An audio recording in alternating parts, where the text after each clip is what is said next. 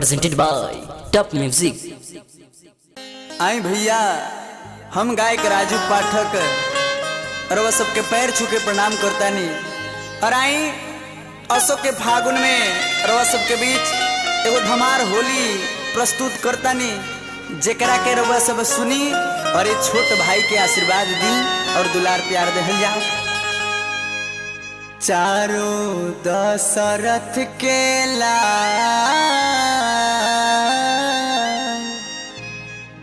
होली खेले आज अवध में। चारों दशरथ के लाल होली खेले आज अवध में। चारों दशरथ के लाल होली खेले आज अवध में। चारों दशरथ के लाल चारों दशरथ के लाल चारों दशरथ के लाल होली खेले आज अवध में।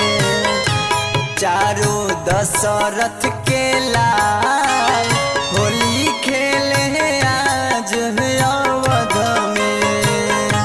चारों दशरथ के लाल होली खेले आज अवध में।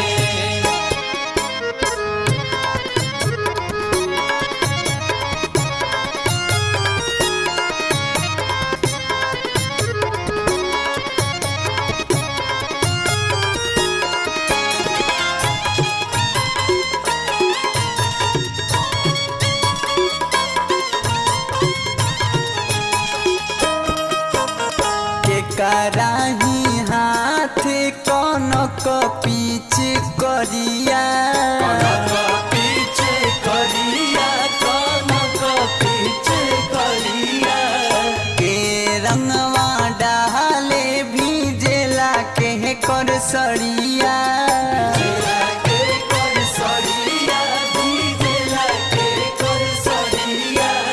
के कहरा हाथे गुलाल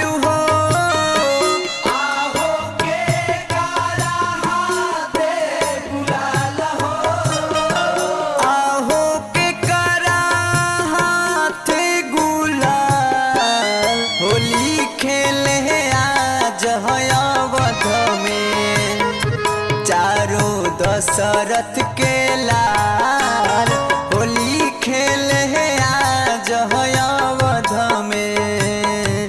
चारों दशरथ के लाल होली खेले आज अवध में।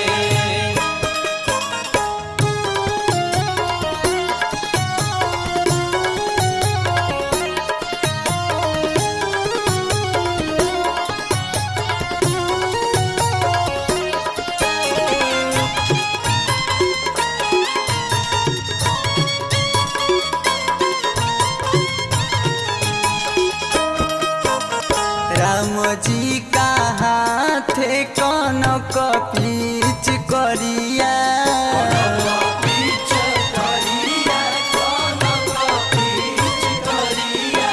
डाले रंगवा राम जी सिया के भीजे सड़िया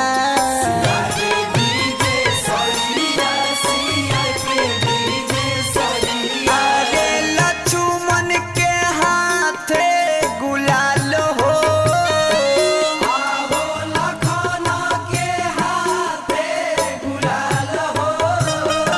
हाँ हाँ संगे संगे भरत भुआल होली खेले आज अवध में। चारों दशरथ